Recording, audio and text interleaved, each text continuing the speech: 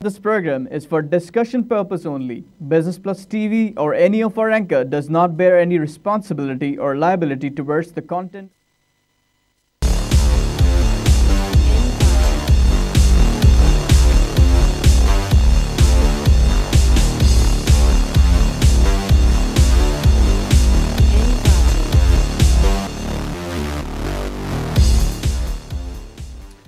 This is Business Buzz, broadcasting live from Karachi, Pakistan. You're watching Tips of the Trade. I'm your host Tariq Khan Javed. नाज़रीन, आज की market जो है सुबह को positive start हुई और एक नया लेवल इसने लिया 49,054 प्लस पे गई, लेकिन उसके बाद से गिरावट आई और 59 माइनस पे आ गई और फिर उसके बाद से ऊपर गई जिगजैग करते करते 127 प्लस पे गई। 49,147 का लेवल अटेन करने के बाद प्रेशर आया इसके ऊपर और ये आस्ते आस्ते ऊपर नीचे होते होते -64 पे आई और लेकिन फिर पॉजिटिव हुई है और अभी 42 प्लस पे खड़ी है मार्केट। वॉल्यूम जो है आज 100 इंडेक्स में 115 है, ओवरऑल जो है 250 है, विच इज़ गुड। और इसकी वजह ये बताई जा रही है कि कल के आपने देखा होगा कि आखिरी 1 घंटे में बहुत ज़्यादा ट्रेडिंग हुई और उसके बाद मार्केट भी माशाल्लाह 322 प्लस पे बंद हुई। साथ साथ हमने ये देखा कि वॉल्यूम बहुत बढ़ गए आखिरी घंटों में और उसकी वजह ये बताई जा रही है कि जो डिस्प्यूट्स चल रहे थे बदला फाइनेंसिंग को लेके ब्रोकर्स एंड एससीसीपी के दरमियान, उसमें कुछ रेजोल्यूशन हुआ जिसकी वजह से जो है ये मार्केट में हमने तेज़ी देख ली और उसके बाद से जो है अच्छी पॉजिटिव क्लोज़ हुई है। वही आज भी हम देख रहे हैं कि 250 का लेवल माशाल्लाह ठीक है, पहले बीच में काफ़ी कमी आ गई थी। नाज़रीन, इकनॉमिक न्यूज़ में जो सबसे इम्पोर्टेंट न्यूज़ है आज की है वो ये है कि रिको डिक का आपने नाम सुना होगा, एक बहुत बड़ा प्रोजेक्ट जो कि बलूचिस्तान में है। उस प्रोजेक्ट को बहुत मिसहैंडल किया गया, एक के बाद दूसरे लोगों को दिया गया और जैसा कि होता है कि यहाँ पे आप एक इंटरनेशनल एग्रीमेंट कर लेते हैं जो कि इंटरनेशनल लॉ के तहत होती हैं और फिर मुल्क में सियासत चलता है कि जी ये कैसे हो गया, वो कैसे हो गया, उसके बाद आप उसके ऊपर प्रॉब्लम्स क्रिएट करते हैं। तो यहाँ पे यही हुआ, एक ज़माने तक ये मामला चलते चलते आप अब जो इंटरनेशनल कोर्ट्स वाले ने हमारे ख़िलाफ़ वर्डिक्ट दे दी है और इसके बदले हमें बहुत बड़ी फ़ाइन देनी पड़ेगी और अगर हम ये फ़ाइन नहीं देंगे और उनकी सेटलमेंट नहीं करेंगे तो वर्ल्ड बैंक और IMF वगैरह के जो बड़े बड़े इदारे दुनिया के हैं उनकी फ़ंडिंग वगैरह जो है हमारे लिए स्टॉप हो जाएगी। तो ये एक बहुत ही बड़ा सेटबैक है और ये बहुत बड़ी बदनामी भी है मुल्क के लिए, क्योंकि आइंदा कोई भी इंटरनेशनल कंपनी आपसे डील लॉन्ग टर्म पे करना नहीं चाहेगी और हम यही देखते हैं कि चाइना के अलावा कोई मुल्क पाकिस्तान के करीब नहीं आता जब से ये मामलात हुए हैं। इससे पहले हबको को लेके नवाज़ शरीफ साहब ने सियासत की थी, उसके बाद से कोई बड़ा पावर प्रोड्यूसर नहीं आया पाकिस्तान में और इतने सालों तक आप लोगों ने तकलीफ़ उठाई लोड शेडिंग की, नहीं तो कोई वजह नहीं थी कि 3000 मेगावाट का पावर कैपको हब को लगाने के बाद अमेरिकन पावर कंपनी मज़ीद 6000 क्यों ना लगा देती। उसके बाद एक और सियासत हुई जब एक शिन्वा नाम की कंपनी आई चाइनीज़ और उसने कहा कि 6000 मेगावाट की बिजली का पावर हम लगाते हैं थर में। ये मुशर्रफ साहब के दौर की बात है, वहाँ भी सियासत हो गई, रिश्वत मांगा गया इतनी बड़ी तादाद में कि वो भाग गई और उसके बाद से हमने इतनी तकलीफ़ उठाई। अगर शिन्वा का प्रोजेक्ट 2010 में कंप्लीट हो जाता 6000 मेगावाट का तो अब तक पता नहीं 60,000 मेगावाट के पावर वहाँ पे लग चुके होते उसको देखते हुए। लेकिन ये रिश्वत इतना मांगा जाता है, यहाँ इतना ज़्यादा मांगा जाता है कि चाइनीज़ कंपनी का जो चीफ़ एग्जीक्यूटिव था उसको मैं जानता था, वो काँप गया था और उसने कहा कि भाई ये अल्लाह रसूल के नाम पे मुल्क बनाया हुआ आप लोगों ने और यहाँ तो आप लोग ऐसे रिश्वत मांगते हो जैसे आपका हक़ हो, जबकि हमारा मुल्क जो कि कम्युनिस्ट मुल्क है, हम तो मानते ही नहीं कोई मज़हब। वहाँ पे तो रिश्वत लेने वाले पे भी और देने वालों दोनों को फांसी लग जाती है जनाब।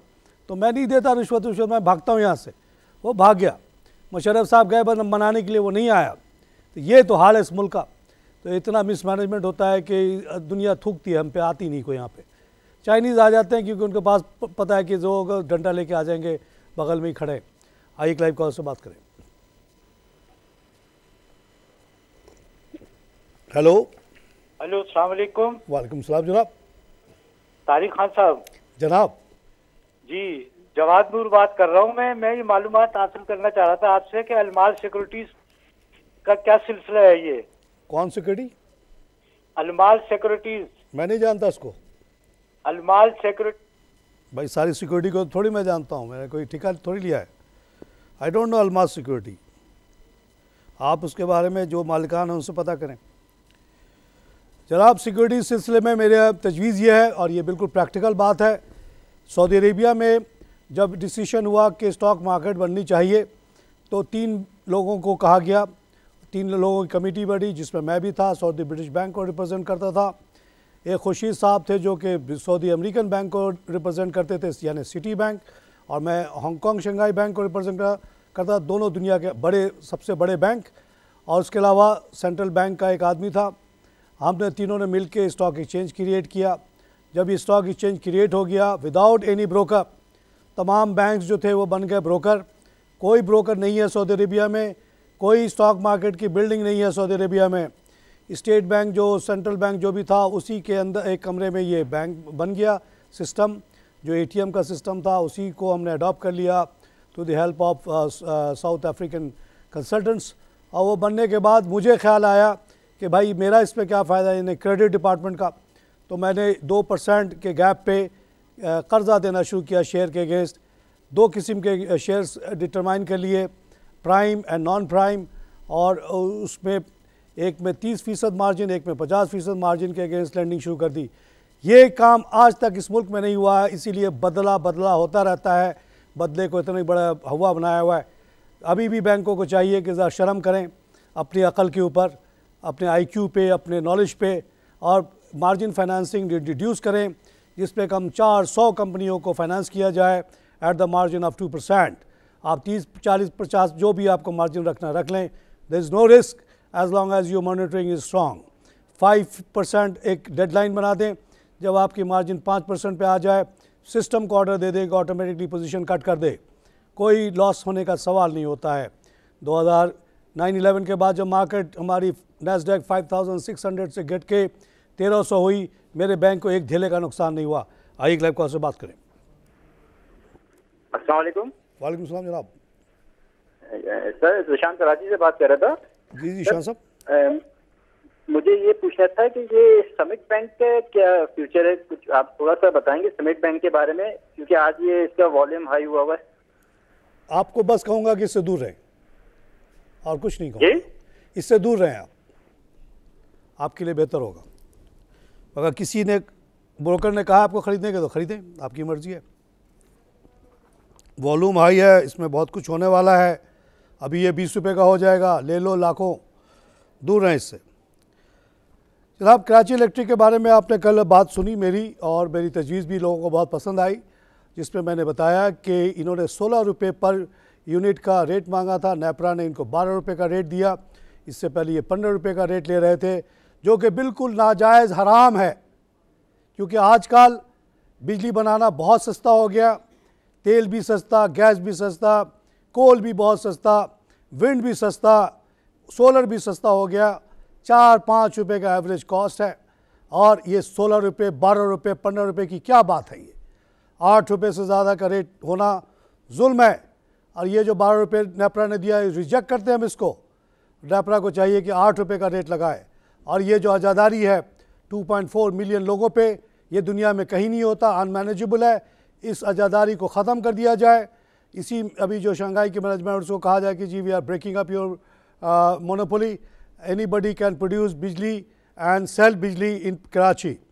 फिर आप देखिए क्या होता है यहाँ पे, सारा कुंडा फुंडा सब खत्म हो जाएगा। आइए लाइव कॉल से बात करें। जब से ये खबर आई कि उनको 15 के बजाय 12 का रेट दिया गया, कराची इलेक्ट्रिक का शेयर नीचे जा रहा है। आज भी वॉल्यूम लीडर है, 44 मिलियन का काम हुआ इसमें, 45 पैसा घट के ये हो गया 8.42। अब इसकी वैल्यू जो है 6-7 रुपये की रह गई है। आई लाइव कॉल से बात करें। हेलो हेलो, अस्सलाम वालेकुम अंकल। वालेकुम सलाम।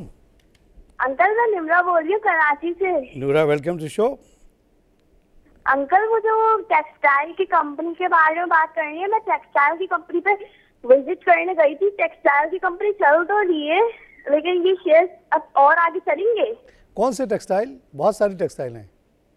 टेक्सटाइल की मेरे पास बहुत से उसके शेयर्स हैं, जी बहुत से शेयर्स मेरे पास। अच्छा, आपने बहुत सारे शेयर्स टेक्सटाइल के लिए हुए। तो टेक्सटाइल के बारे में ये है कि टेक्सटाइल जब हम बात करते हैं तो वो वीविंग से शुरू होता है और फाइनल प्रोडक्ट तक जाता है, यानी ये शर्ट, टाई और कपड़े तक, या आप लोगों की जो ड्रेसेस होते हैं। तो जो वैल्यू एडिंग में सबसे एंड तक गया हुआ है, जैसे कि गुल अहमद है, अलकरम है, और इस तरह की जो कंपनियाँ है, खड्डी वगैरह, वो तो माशाल्लाह काफ़ी कामयाब है। इनको हम कंपोजिट यूनिट्स कहते हैं। फिर दूसरे हैं जो सिर्फ वीविंग करते हैं, यानी कपड़े बनाते हैं, लॉन वन, उनके दूसरे किस्म के मसाइल हैं। और जो तीसरे हैं वो हैं जो धागा बनाते हैं, स्पिनर्स कहते हैं, उनके डायनेमिक्स अलग हैं। तो ये 2-3 किस्म के लोग हैं, इनमें आपस में लड़ाई भी चलती रहती है। सबसे ज़्यादा जो पॉलिटिकल पावर है वो धागा बनाने वालों का है, क्योंकि ट्रेडिशनली जब पाकिस्तान में इंडस्ट्रियलाइजेशन शुरू हुआ और वर्ल्ड बैंक और IMF वगैरह ने पैसे, ये एशियन डेवलपमेंट ने पैसे दिए, तो ये जो मुल्क में so and who is who थे, यानी बड़े बड़े लोग, उनको ही सॉर्ट ऑफ एक तरह से आप कह लीजिए कि गिफ्ट दिया गया कि लीजिए जी, ये फ्री में आपको ये स्पिनिंग मिल दे दी हमने।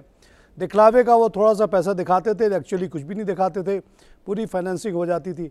तो उनके स्टाइल अलग ही है, शाहाना है। जो वीवर्स हैं वो बेचारे बीच में हैं, उनको काफ़ी तकलीफ भी रहती है हौजरी वगैरह को, क्योंकि अपने में कहने पे टैक्सेस लग जाती हैं यान पे, इस पे। तो हर के अलग अलग डायनामिक्स हैं।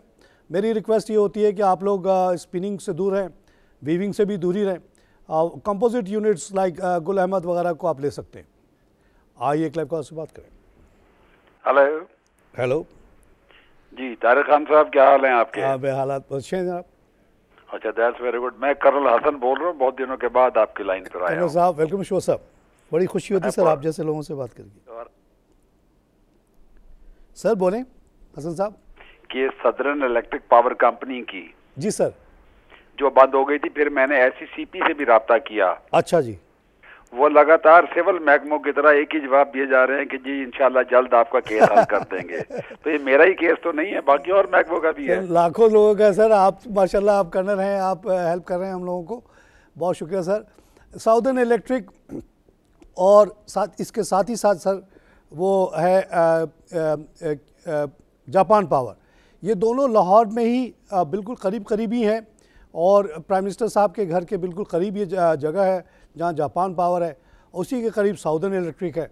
दोनों की 150 पावर की कैपेसिटी है। मुल्क में लोड शेडिंग चल रही है, इन लोगों को क्यों नहीं समझ में आती कि इसको चला दिया जाए। और इसके ऊपर हमारे जो कुछ वॉलंटियर्स स्कॉलर्स हैं लाइक उमेर भट्ट साहब और अब्दुल सलाम साहब वगैरह ने बड़ी जाके मेहनत की है, वर्किंग की है, उसकी बजाबते तस्वीरें भेजी हैं, और looks like very good plant which we shut down due to the mismanagement and जुल्म ऑफ दिस गवर्नमेंट, जो कहती है आप जैसे जो भी बेचारे इनके स्पॉन्सर्स थे कि लगाओ जी बिजली, हम आपके साथ हैं। 15 साल का एग्रीमेंट कर लिया, उनसे बिजली बना के लेते रहे, पेमेंट कोई नहीं की। तो कौन आदमी कब तक अपने घर से बना के बेचता रहेगा भाई। तो ये लोग बैठ गए। जब बैठ गए तो under the agreement there was provision कि if you do not supply से मिनिमम ऑफ 100 मेगावाट तो हम आपके ऊपर पेनल्टी लगाएंगे। तो पेनल्टी तो लग रही है, लेकिन किसी ने ये नहीं पूछा कि तुमने पेमेंट क्यों नहीं किया था भाई, जिसकी वजह से उसके पास वर्किंग कैपिटल नहीं बचा। तो कर्नल साहब, बड़ा जुल्म हो रहा है इस मुल्क में। बहुत सारे मेरे जानने वाले जिन्होंने हमारे कहने पे मुल्क में आए और अपना पूरी ज़िंदगी की कमाई लगा दी पावर प्लांट में, और वो डूब गए, ख़त्म हो गए, खुदकशी कर ली, कोई भाग गया, कोई मर गया। तो बहुत बुरा असर किया है इस मुल्क में जालिमों ने। रिको डिक वालों को बुला लिया, इन्वेस्टमेंट उनकी करा दी, उसके बाद उनको लात मार दिया, वो जाके इंटरनेशनल कोर्ट में आपके खिलाफ जस्टिस लेके आ गया है। अब आप देखो क्या करते हो, नहीं दोगे डिफ़ॉल्टर में आपका मुल्क आ जाएगा। तो ये यहाँ पे भी डिफ़ॉल्ट हुआ है साहब, इंटरनल डिफ़ॉल्ट। ये लोग भी गए इंटरनेशनल कोर्ट्स में, गवर्नमेंट से के ख़िलाफ़ गए ये लोग, और ये कहते हैं कि जी गवर्नमेंट के ख़िलाफ़ गए इसलिए हम इनको पेनलाइज़ करेंगे। भाई पेनलाइज क्यों नहीं जाएगा? आप गलत करोगे तो क्यों नहीं जाएगा? ज़रूर जाएगा। गया, अपना हक उसने अप्लाई किया, आपने एग्रीमेंट किया, आपने पूरा नहीं किया, आपने वन साइडेड उसके ऊपर पेनल्टी लगा दी। तो सर आप लोग भी कोशिश करें, आपका भी पैसा लगा हुआ है, और हमारी ये दुआ है कि ये दोनों पावर प्लांट चल पड़ें, और ये जो बेचारे स्पॉन्सर्स हैं, शेयर होल्डर्स हैं, उनका आंसू पूछे, और 300 मेगावाट बिजली आ जाए मुल्क में। ख्वाजा आसिफ साहब से रिक्वेस्ट करता हूँ कि प्लीज़ सर आप इसको देखिए, आप बड़े आदमी हैं, आपका सोच ऊंचा है कि ये छोटे छोटे जो बीच में रुकावट है इनको हटाएं और चलवा दें इन गरीबों का। हम आपको बहुत लोगों की दुआ मिल जाएगी, इंक्लूडिंग कर्नल साहब। आइए एक लाइव कॉल से बात करें। अस्सलाम वालेकुम। वालेकुम सलाम जनाब। जनाब चकवाल से गयूर अब्बास। चकवाल साहब से welcome show sir, from Chakwal.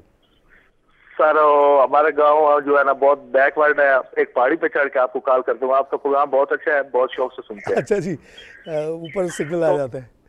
बहुत शुक्रिया सर आपके मोहब्बत का। 2 साल हो गए रखे हुए हैं। उसके बाद अल शहीर और गैलेक्सो, माशाल्लाह दोनों बहुत अच्छे भाई। PRL गैलेक्सो और अल शहीर, ये इनका बता दें प्लीज सर। दोनों को ना बेचिएगा, चाहे कोई दलाल जितना को बोले आपको। जो इसकी बुराई करता है उसको करने दें। शहरीर के बारे में बताता चलूँ भाई कि ये वो कंपनी है जिसने फैसला किया है कि पाकिस्तान से मीट यानी गोश्त, मुर्गी और मीट, ये बीफ वगैरह एक्सपोर्ट करेगी। इसकी बड़ी ज़रूरत है पाकिस्तान में, बहुत ज़्यादा इसकी वाइबिलिटी है। 3000 बिलियन डॉलर की ये मार्केट है। कल किसी ने 4000 का भी जिक्र किया, भले 3 हो या 4 हो, उससे हमें क्या। हमारी तो टोटल एक्सपोर्ट जो है 3000 बिलियन की बात हो रही है। हम वो पूरे 20 करोड़ लोग मिलके 25 बिलियन भी नहीं एक्सपोर्ट करते हैं। हमारी तो कोई हैसियत ही नहीं है। कोरिया की छोटी छोटी कंपनियां, ये LG और सैमसंग के एक्सपोर्ट हमारे मुल्क से ज़्यादा है। किसी ज़माने में कोरिया, पाकिस्तान और चाइना के एक्सपोर्ट बराबर था, 500 बिलियन। उसकी अब एक कंपनी हमसे पूरे मुल्क से ज़्यादा एक्सपोर्ट करती है। हमें शर्म नहीं आती, कहते हैं जी बड़ा हमने काम किया, ये बड़ी तरक्की की है। तरक्की तो कोरिया ने की है, तरक्की तो चाइना ने की है जिसका एक्सपोर्ट 600 बिलियन है। हमने क्या किया? कुछ नहीं किया, खाली रिश्वत एक दूसरे से मांगा है। तो जनाब शहरीर जो है वो जा रहा है एक्सपोर्ट ऑफ मीट में। अल्लाह उसको मुबारक करेगा, उसके लिए हमारी दुआ है। हमने पैसे भी दबा के उसको दिए हैं। पैसे खाली दुआ से नहीं होता, पैसा भी देना पड़ता है, दिया है। और इसी तरह फौजी फाउंडेशन वाले, फौजी फर्टिलाइज़र वाले जो हैं, फौजी फर्टिलाइज़र बिन कासिम वाले फौजी मीट भी ला रहे हैं। ये दोनों कंपनी इंशाअल्लाह पाकिस्तान से मीट एक्सपोर्ट करेंगी जिसका पोटेंशियल आसानी से 10 बिलियन है। आप सोचें कि जो मुल्क टोटल 25 बिलियन एक्सपोर्ट कर रहा है इस वक्त, सारी चीज़ें मिला के इंक्लूडिंग टेक्सटाइल, अगर वो 10 बिलियन मीट के एक्सपोर्ट करे तो क्या हाल होगा, कितनी हालात बदल जाएंगे। इंशाअल्लाह ये होगा कि we are well poised for that. Smith Kline जो है ये बहुत पुरानी कंपनी, अब वो उसको अपने कंपनी को कन्वर्ट करना चाह रही है into Smith Kline health care, जिसमें अभी के जो 1 शेयर 3 शेयर के बदले 1 शेयर आपको मिलेगा। ये रिस्ट्रक्चरिंग वजह से आपको कोई फ़र्क नहीं पड़ता, उन्होंने जैसा सही समझा वो कर रहे हैं। बेहतरीन कंपनी है सर, ये शेयर आप कभी ना बेचिएगा चाहे कोई जितना बोलता रहे आपको। हाई क्लाइव कॉल से बात करें। वालेकुम सलाम जनाब। सर ये ज़रा पेस के बारे में बताएंगे, कैसा शेयर है? सर मैं आज इस अपर कैप लगा है। अपर कैप लगा है माशाल्लाह, तो अच्छी बात है ये। मैं बीच में छुट्टी पे था, मैं सारी न्यूज़ ट्रैक नहीं कर पाया हूँ इस दौरान क्या क्या होता रहा। लेकिन अगर अपर कैप है तो इसका मतलब है कि देयर इज सम मूवमेंट। आप जिसके पास है उसको मुबारक हो। सर इनके बारे में जो खबर थी ज़्यादा मैं बोल नहीं सकता क्योंकि हमारे ग्रुप की कंपनी है। तारीफ़ कर दूंगा तब भी मुश्किल, बुराई कर दूंगा तब भी मुश्किल है। बहरहाल जो ऑब्जेक्टिवली मैंने नहीं, इन बच्चों को मैं जानता नहीं हूँ ज़ाती तौर पे, ना मिला हूँ ना जानता हूँ। ये लोग वॉलंटियर काम करते हैं। अब्दुल सलाम साहब, उमेर साहब, ये लोग गए, उनके साइट्स को देखा, उन्होंने उसकी तस्वीरें लगाई, उन्होंने पॉजिटिव फीडबैक दी है कि the group has revived again after the comeback of Shahbaz Taseer, जो एक लोहा बन के आया है 4 साल की मुशक्क़त करके, तकलीफ़ उठा के। अब वो देखिएगा वो क्या क्या करेगा इस मुल्क में। सलमान तासीर से भी आगे निकलेगा इंशाल्लाह ये बच्चा। तो अब कहते हैं कि एकदम से जो वहाँ पे तेज़ी आई है जनाब, काम वाम तेज़ हो गया है। और उन्होंने ये भी बताया कि जो एग्जिस्टिंग प्रोजेक्ट्स हैं वो तेज़ी से कंप्लीट हो रहे हैं और 8 नए प्रोजेक्ट 4-4 बिलियन के वो लॉन्च कर रहे हैं इस्लामाबाद और पिंडी में। अल्लाह उनको मुबारक करे। एक नई इंथुसिज्म फैमिली में नज़र आती है, एक नया रिजॉल्व है और इंशाल्लाह ये फैमिली बेहतर करेगी और ये पेस भी बेहतर करेगा, दुआ हमारी है। मार्केट तो है जनाब, आप घर बनाए बिक जाता है, फ्लैट बनाए बिक जाता है। 1 करोड़ घरों की कमी है, लाखों लाख ऑफिसेज़ की फिट की कमी है, फैक्ट्री स्पेस की कमी है। आप बनाते जाए, रेंट आउट करते जाएँ, कोई मसला नहीं है। मुल्क is on the rise, nobody can stop Pakistan from becoming major economic power of the world. आइए क्लाइव कॉल से बात करें। हेलो जी, सलाम वालेकुम। वालेकुम सलाम जनाब। जी ये पूछना था आपसे कि बाइको, लॉट कैम और फ्लाइंग सीमेंट ये कैसे शेयर्स हैं? बाइको लॉट चैम को पसंद नहीं करता, फ्लाइंग सीमेंट को पसंद करता हूँ, इतना ही कहूँगा बस। क्योंकि आजकल मुझ पर बड़ी पाबंदियाँ लग रही हैं, ये नहीं बोलो वो नहीं बोलो। अच्छा भाई नहीं बोलते, इशारों में बात होगी। अब समझने वाला समझेगा तब भी फ़ायदा, नहीं समझेगा तब भी मुझे कोई नुकसान नहीं है। मैं जो कुछ बोलता हूँ आपको इसको फॉलो करना ज़रूरी नहीं है भाई, आपकी मर्ज़ी है, फॉलो करो नहीं करो। ना आपसे एक पैसा लेता हूँ ना आपको एक पैसा देता हूँ, फ्री मशवरे जो अल्लाह अक़ल में देता है दे देता हूँ। और इसमें एक धेले का मेरा फ़ायदा नहीं होता, ना आपसे कोई कमीशन लेता हूँ, ना इनडायरेक्ट ना डायरेक्ट। तो ये जो भी बात है अल्लाह और मैं हूँ, अल्लाह है ऊपर, उसके अलावा बीच में कोई नहीं है। चैनल वाले ने किसी ने नहीं कहा कि पेस की तारीफ़ करो या नहीं करो। मैं चाहता तो अभी पेस की रगड़ देता, कुछ नहीं होता मुझे। ये फैमिली इतने बड़े दिल की है। नाज़रीन यहाँ पे लूँगा एक छोटी सी ब्रेक।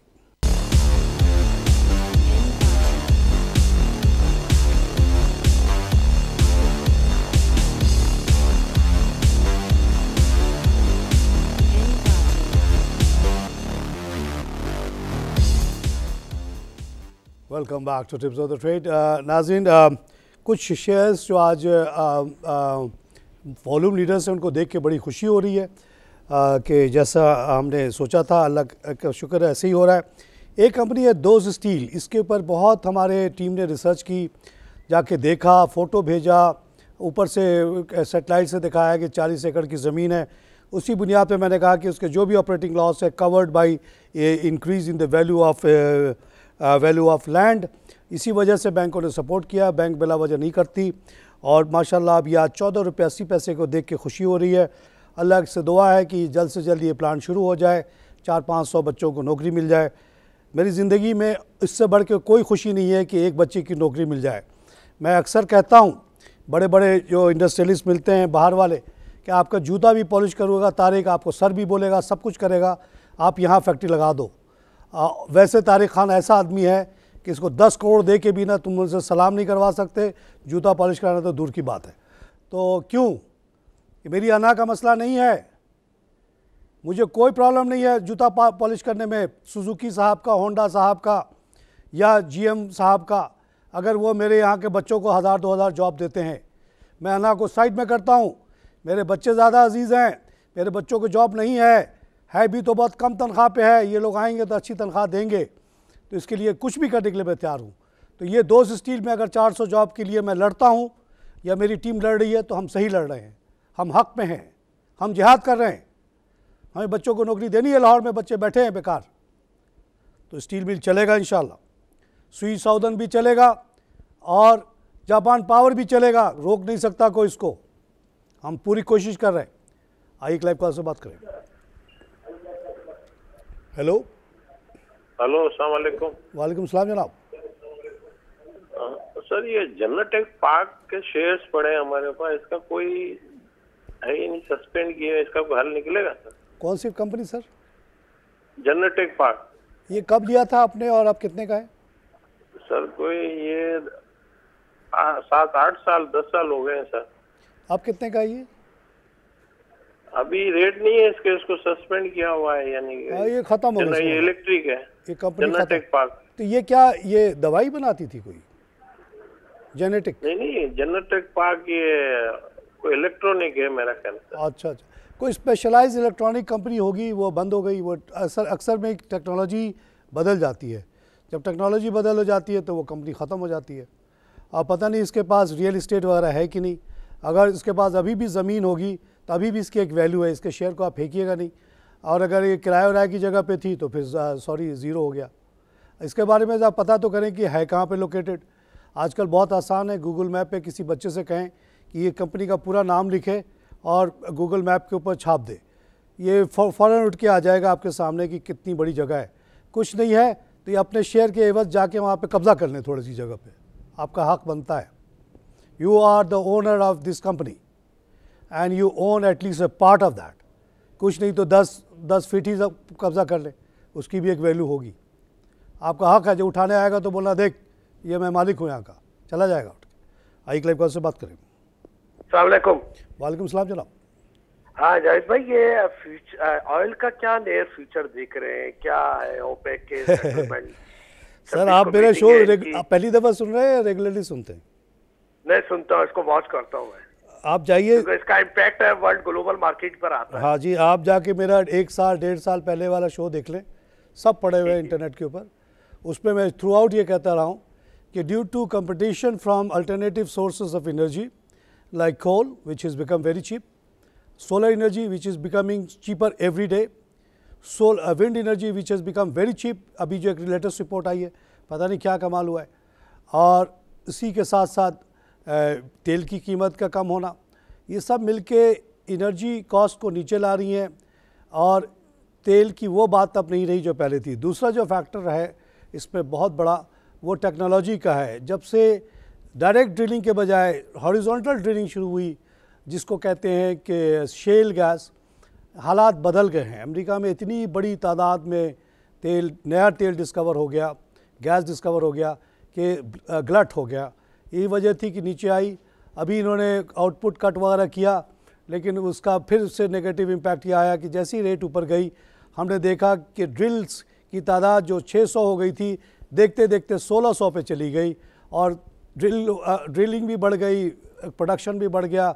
अमेरिका 10 मिलियन बैरल का प्रोडक्शन का कैपेसिटी रखता है, सऊदी 10 मिलियन की उतनी वैल्यू अब नहीं रही, क्योंकि रशिया के पास भी 10 मिलियन है, तो अब डोमिनेंस नहीं रही ओपेक की, इस वजह से ये नीचे जाती है।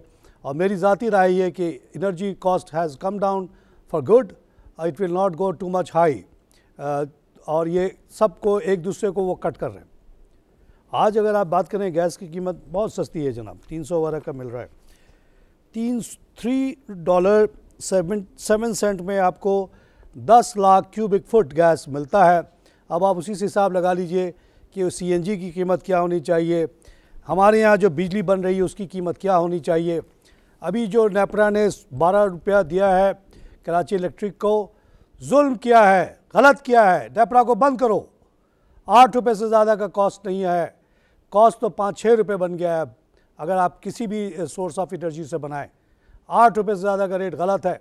हम कराची के बिहार पे बात करते हैं, 2.4 मिलियन कंज्यूमर के बिहार पे, जिसमें मैं भी एक शामिल हूँ, आप कराची वाले सब बंदे शामिल हैं।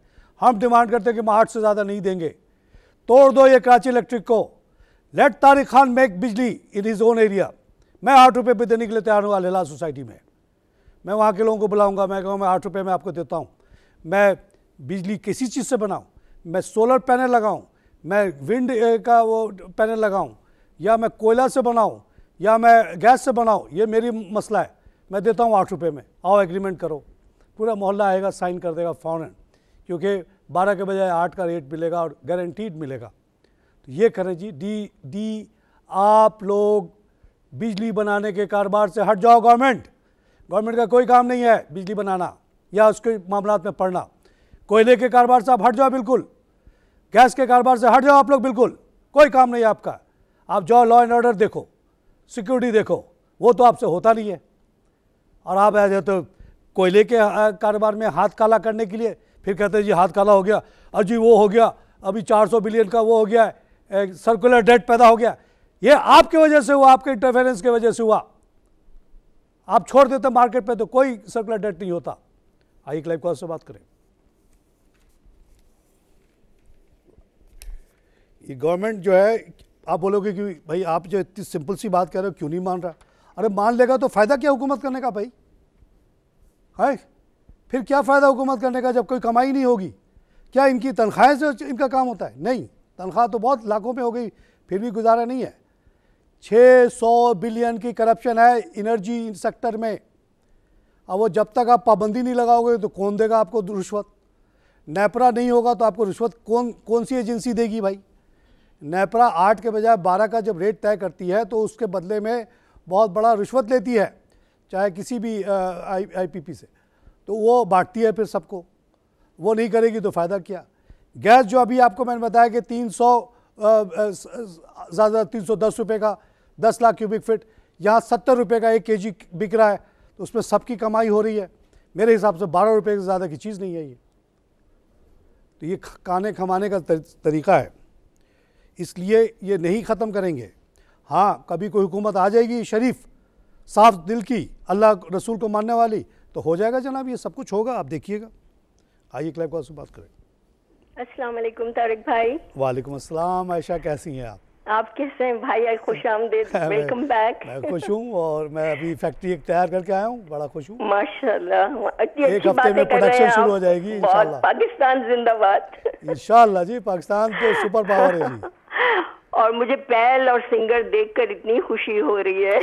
शेष माशाल्लाह माशाल्लाह। नहीं, आप तो बड़ा इंटरनेशनल ट्रैवल करती हैं, आप यकीन मानिए आपके आँख से आंसू निकलेगा, आपके रोंगटे खड़े होंगे जिस दिन आप सिंगर और पेल को न्यूयॉर्क में बिकते हुए देख लेंगी, या दुबई में देख लेंगी, या अफ्रीका के किसी मुल्क में देखेंगे, आपके रोंगटे खड़े हो जाएंगे खुशी से, और पाकिस्तान जिंदाबाद का नारा निकल जाएगा दिल से। ये नेशनल फूड वाला आया था पहली दफ़ा मसाला बेचने, मैं उसको जब देखता था मैं रोंगटे खड़े होते थे। फिर आ गया शान मसाला, मेहरान मसाला, माशाल्लाह, और चीज़ें तो हम कम बेच पाए बाहर। तो ये जी ये एक नेशनल एफर्ट है, हम पाकिस्तानी हैं, पाकिस्तान को बनाना है सुपर पावर, पहला इस्लामिक सुपर पावर पाकिस्तान बनेगा। ऑलरेडी मिलिट्री पावर है, पॉपुलेशन वाइज 7th है दुनिया में, हर लिहाज से 7th है, सबसे ज़्यादा engineer, 7th biggest pool of engineers यहाँ हैं, सबसे ज़्यादा अंग्रेज़ी बोलने वाले 6ठे बड़े मुल्क हम लोग हैं, हर लिहाज से 6ठे 7वें पे हैं।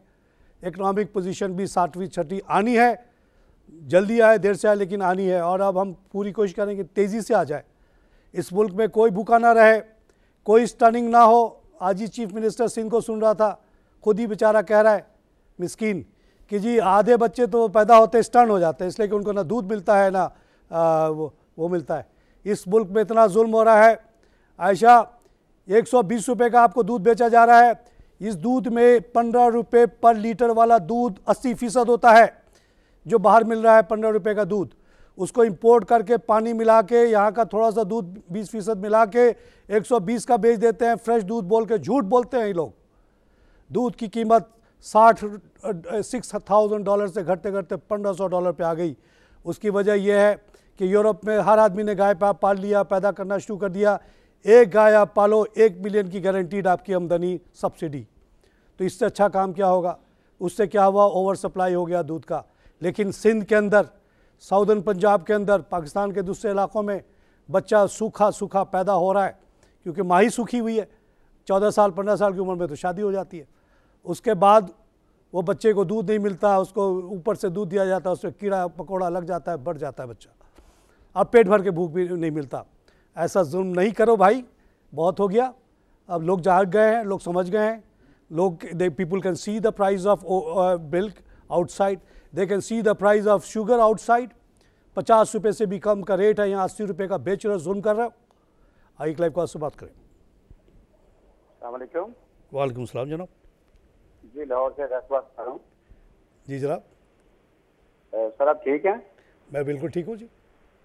अल्लाह ताला आपको ठीक ही रखे। सर ये 3-4 कंपनियां, एक तो है कोनूर पावर। कौन सी? कोनूर पावर। कोहिनूर पावर, जी अच्छी कंपनी है। और सर ये पावर कंपनी है, और ये माशाल्लाह इनका ऐसा लगता है कि कैश साइकिल अच्छा है, इनको प्रोडक्शन में रुकावट नहीं है। इस तरह की बहुत सारी कंपनियां जो बन रही हैं और कामयाब हैं वो हैं, जैसे कि हमारे हम देखते हैं कि निशात चुनिया वगैरह, वो अपने ही ग्रुप को बिजली देते हैं, तो वहाँ पे वो कैश फ्लो का मसला नहीं है। जहाँ पे वापडा आ जाएगा, जहाँ पे कराची इलेक्ट्रिक आ जाएगा, वहाँ प्रॉब्लम आ जाएगी, क्योंकि ये मोनोपोलिस्ट हैं, ये बदमाश हैं, ये लोगों को वो जुल्म करते हैं, चीज़ खरीद के इनको पैसे नहीं देते। हर कारोबारी आदमी जानता है कि अगर वो कोई चीज़ बेच दे, कोई चीज़ बनाए, भाई बनाने में कॉस्ट आता है, फ्री में तो नहीं बन जाती ना बिजली। 4 रुपये 5 रुपये का कॉस्ट आएगा, उसने आपको बेचा 7 रुपये में 8 रुपये में, अगर आप उसको पैसे वापस नहीं दोगे तो वो 4 रुपये का जो उसने ईंधन जलाया, 1 रुपया जो उसने सैलरी पे दी, वो कहाँ से पूरा करेगा भाई। किसके पास इतना बिलियन डॉलर पैसा पड़ा हुआ है कि वो रिसीवेबल को छोड़ के वो फाइनेंस करता रहे, कौन देगा उसको पैसा। तो जनाब कोहिनूर इज़ डूइंग वेल। इसी तरह हम देखते हैं निशात चुनिया इज़ डूइंग वेल। आज का लाल पीर भी 23 रुपये का आ गया, एक ज़माने में ये इस पर बड़ा लॉस था, क्योंकि यहाँ पे ईंधन की चोरी होती थी, वो रुक गई है। आइए क्लाइव कॉल से बात करें। हेलो, अस्सलाम वालेकुम। वालेकुम जनाब। मैं अनीस बोल रहा हूँ कराची से। सर पूछना था कि एवियन जो है ये कैसी कंपनी है, और वो क्या नाम, रोशन पाकिस्तान। कौन सी? रोशन पाकिस्तान, एवियन। रोशन पाकिस्तान? जी सर। रोशन पाकिस्तान क्या जी? ये नहीं जानता जी रोशन पाकिस्तान। हाँ जी, एवियन के बारे में बताते चलूँ। ये एक फ्रेंच कंपनी है, one of the few left in the country, और ये 14 रुपये पे इन्होंने IPO किया, हमने इसको सपोर्ट किया। उसके बाद इन्होंने इनका शेयर बढ़ना शुरू हुआ, 5 रुपये इन्होंने वापस कर दिए, तो 14 से ये समझिए कि इसकी इफेक्टिव कॉस्ट 9 रुपये हो गई। आजकल शायद 52 वगैरह का है। तो कंपनी इज़ गुड, इसके पास काफ़ी काम है। जब हमें प्रॉब्लम बड़ी इंजीनियरिंग का बड़ी बड़ी फैक्ट्रियों में बड़े प्रॉब्लम आते हैं तो इनको हम बुलाते हैं। इनका काम अबू धाबी वगैरह में भी है। तो माशाल्लाह 9 रुपये का शेयर 52 का है। जिन्होंने लिया उनको बहुत मुबारक हो। इस दौरान वो जो कमाता है बांटता भी रहता है। बहुत अच्छी इन्वेस्टमेंट आपकी, इसको ना छोड़िएगा। रोशन पाकिस्तान क्या है मुझे नहीं पता चला। आइए एक लाइव कॉल से बात करें। हेलो, अस्सलाम वालेकुम। वालेकुम सलाम। सर ये इस रेट पे PRL अटक रिफाइनरी और अमरीली बाई करना चाहिए? बिल्कुल बाई करना चाहिए। जितना है आपके पास ले लीजिए, जेवर और बेच दें, गाड़ी भी बेच दें, बाइक भी बेच दें, खरीद लीजिए सर। PRL के बारे में जनाब बहुत मुझे रगड़ा गया। ऐसा लगता है कि मैं एक बॉक्सिंग का वो मारो इसको, दौड़ दौड़ दौड़ दौड़, दे दमादम दे दमादम। एक वसीम साहब हैं, अब वो माफ़ी मांगते हैं, रोज़ लिखते थे मुझे, मार्केट तो नहीं बढ़ गई, PRL तो नहीं बढ़ा। अब उस दिन उन्होंने फिर से कोई एक गनी के बारे में पूछा तो मैंने उनको जवाब देना नहीं चाह रहा था, फिर दे दिया। अब मैंने कहा भाई आपने PRL में मिस कर गया, तो उन्होंने माफ़ी मांगी। PRL जनाब एक कंपनी है जहां आजकल मेरा रोज़ाना जाना होता है। ये क्रॉसिंग जहां आप लोग जाते होगे, बोल TV जिधर है उसी के पीछे है। इतनी बड़ी जगह है, इतने बड़े वहाँ पे वो है। मैंने कहा कुछ नहीं हो, ज़मीन दे दो मुझे, 45 देता हूँ, 50 देता हूँ। तो जनाब वहाँ पे मॉडर्नाइजेशन हो रही है। आप लोगों से उन्होंने 1 के बदले 8 राइट लिया, बैंकों से कर्जे लिए, अभी भी ले रहे हैं।